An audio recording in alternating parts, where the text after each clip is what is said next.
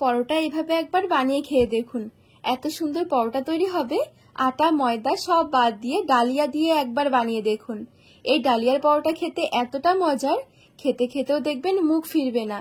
সকালের জলখাবার বা রাতের ডিনারের জন্য একদম হেলদি ভাবে কম তেলে বানিয়ে নিতে পারেন। ছোট থেকে বড় সবারই দেখবেন ভীষণ পছন্দ হবে। এভাবে শুধু একবার বানিয়ে দেখুন, দেখবেন রোজ বানানোর আবদার থাকবে।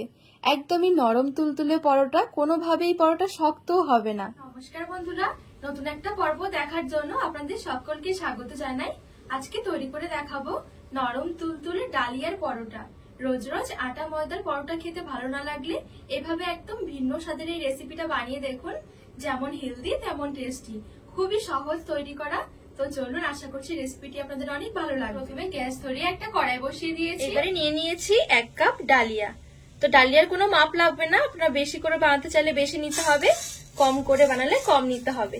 গ্যাসের আঁচটা একদম হালকা রেখে ডালিয়াটাকে একটু ভেজে নিতে হবে। শুকনো কড়াইয়ে এবারে নেড়ে ছেড়ে একটু ভেজে নেব।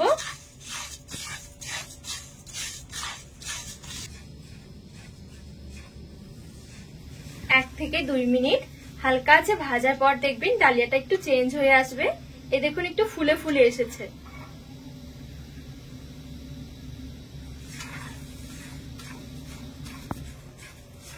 এবারে গ্যাসের আঁচ থেকে ডালিয়াটা নামিয়ে একটা বাটির মধ্যে নিয়ে নেব।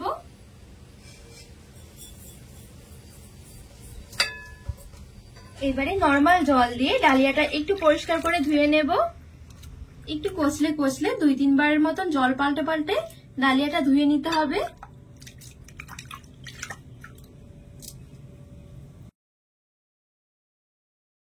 এখানে 3-4 বারের মতন জল পাল্টে পাল্টে একটু ধুয়ে নিয়েছি।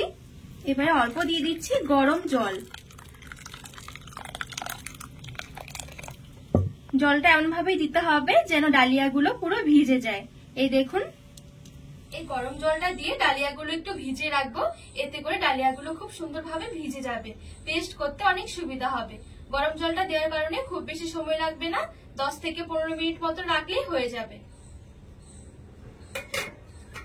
তো এখানে আমি পুরো 10 মিনিটের মতন ঢাকা দিয়ে রেখেছি। 10 মিনিটের মধ্যে দেখবেন ডালিয়াগুলো অনেকটা ফুলে ফুলে আসবে, আর আগের তুলনায় কিন্তু একদম নরম হয়ে যাবে ডালিয়াগুলো। এই দেখুন।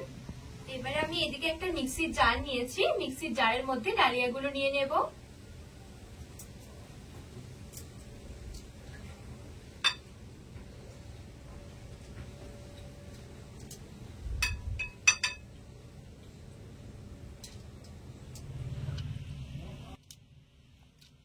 খুব সুন্দরভাবে সবগুলো ডালিয়া আমি মিক্সির জারের মধ্যে নিয়ে নিয়েছি।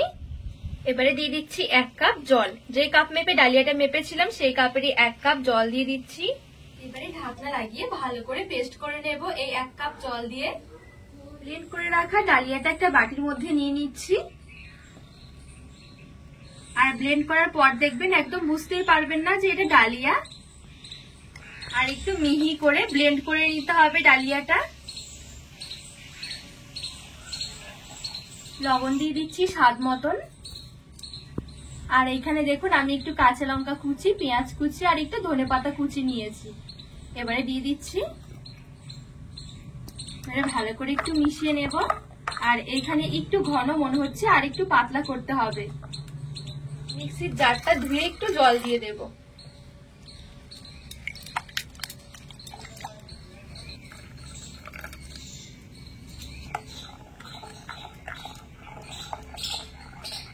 আর এখানে ডালিয়ার গোলাটা খুব বেশি একটা পাতলা হবে না, আবার খুব বেশি ঘনও নয়।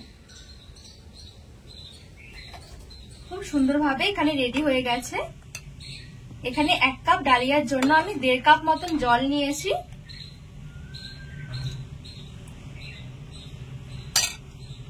আর এদিকে আরেকটা বাটির মধ্যে আরেকটা মিশ্রণ তৈরি করে নেব। বাটির মধ্যে 2টো ডিম ভেঙে নিয়ে নেব।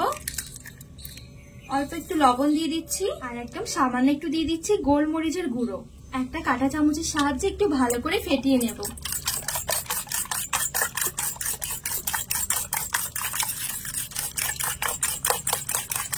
এখানে খুব সুন্দরভাবে ডিমটা ফেটিয়ে নিয়েছি। এবারে এক সাইডে রেখে দেব। এবারে চলুন পরোটাগুলো তৈরি করে নেব। কড়াইয়ের মধ্যে অল্প একটু তেল ব্রাশ করে দিচ্ছি, একদমই সামান্য। এবারে এইদিকে যে আমি ডালিয়ার মিশ্রণটা রেডি করে রেখেছি, এখান থেকে 1 হাতা মতো নিয়ে নিচ্ছি। এবারে কড়াইয়ের মাঝখানে নিয়ে নিচ্ছি।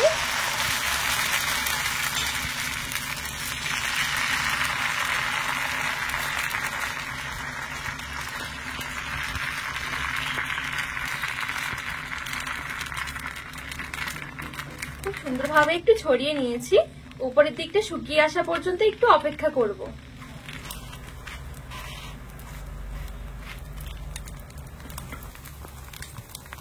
অল্প একটু ডিমের মিশ্রণ দিয়ে দিচ্ছি, একটু এভাবে করে ছড়িয়ে নেব।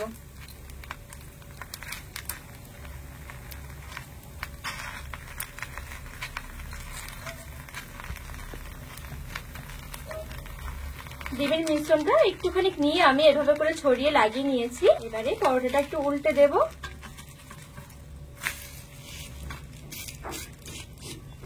আর এই দিকটাতেও অল্প একটু ডিমের মিশ্রণ লাগিয়ে নিচ্ছি।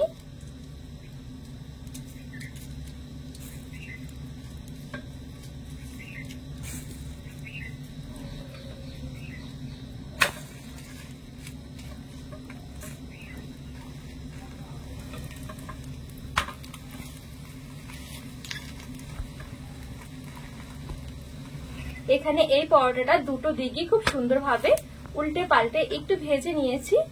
আর এই দেখুন কত সুন্দরভাবে পরোটাটা রেডি হয়ে গেছে।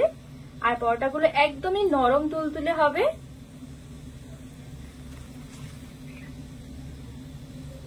এবারে এই পরোটাটা তুলে নিচ্ছি। বাদ বাকি পরোটাগুলো ঠিক একইভাবে ভেজে নেব।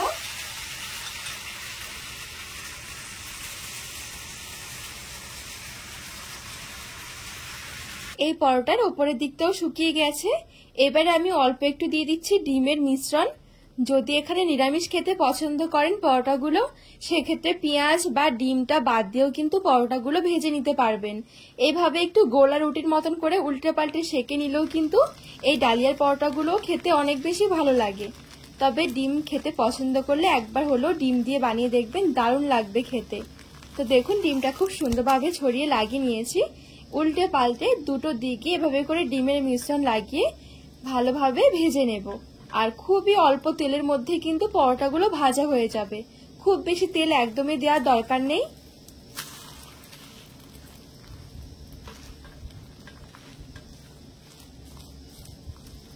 খুব সুন্দরভাবে দেখুন এই পরোটাটাও আমি রেডি করে নিয়েছি।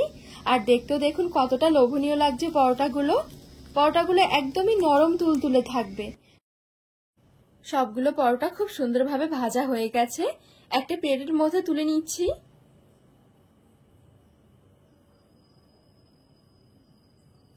একবার শুধু এভাবে ডালিয়ার পরোটা বানিয়ে দেখুন। পরোটা যেমন হবে নরম তুলতুলে, তার সাথে ঘন্টার পর ঘন্টা রাখলেও পরোটাগুলো ঠিক একই রকম থাকবে, কোনো রকম ভাবে শক্ত হবে না। ডালিয়ার পরোটা একবারও না খাওয়া হলে একবার হলেও বানিয়ে দেখুন। সকালের জলখাবারে বা রাতের ডিনারের জন্য একদম হালকা ফুলকা একটা রেসিপি, আর খেতেও দারুণ লাগে। সাথে একটু শসা কুচি বা একটু সস নিতে পারেন, পুরো জমে যাবে। ছোট থেকে বড় দেখবেন সবারই ভীষণ পছন্দ হবে। খেয়ে পুরো অবাক হয়ে যাবেন যে ডালিয়া দিয়েও এত সুন্দর একটা রেসিপি বানিয়ে নেওয়া যায়। হাতে সময় কম থাকলেও ঝটপট তৈরি করে নিতে পারবেন এই রেসিপিটা। আর এরকম একটু সস দিয়ে খেতে যে কি ভালো লাগে, না খেলে বিশ্বাসই হবে না। আজকে এই ডালিয়ার পরোটার রেসিপি আপনাদের কেমন লেগেছে অবশ্যই কিন্তু কমেন্ট করে জানাবেন। আর রেসিপি ভালো লাগলে চ্যানেলটিকে সাবস্ক্রাইব করে পাশে থাকার অনুরোধ রইল।